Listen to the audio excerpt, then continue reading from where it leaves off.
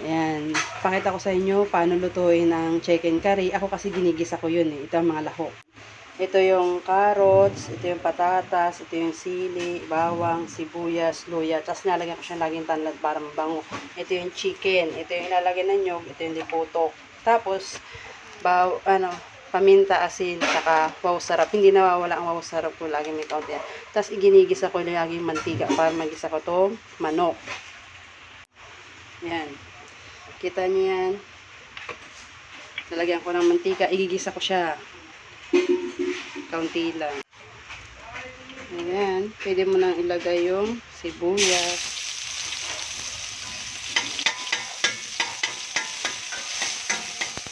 Lagay mo na yung bawang. Saka luya. Dahil nilagay mo na yung bawang. Saka luya. Pwede mo nang ilagay yung manok. Ayan, nailagay na natin yung manok. Titimplahan na natin siya ng asin,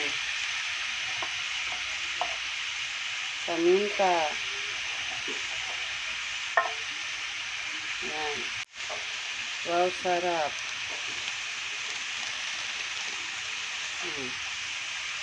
Ayan, natimplahan na natin ang paminta.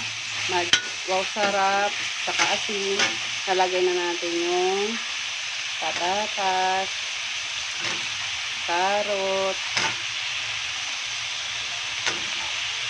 Tapos di nawawala yung tatlong siling ibabaw at yung tanglad. Saka hahaluin natin. Ayan, naluto na na. Ilagay na natin lahat ng mga lahok sa chicken curry. Lalagay mo na yung gata para maluto yung manok. Ayan guys, nailagay na natin yung gata. Pag kumulo na yan, tsaka mo lang ilalagay itong chicken curry. Pag kulo na yan, tapos malambot na yung curry, yung manok. Ganyan lang kadali magluto ng chicken curry. Dahil kumulo na yan guys, okay na. Ilalagyan natin yung kaunting chicken curry powder. Kasi yan ang nagpapaganda ng kaunti lang maglagay kasi ayaw ko masyadong yung chicken curry powder. Ayan o. O diba? Ang ganun lang kadali magluto ang chicken curry. Yum, yum, yum. Ayan, ganyan lang.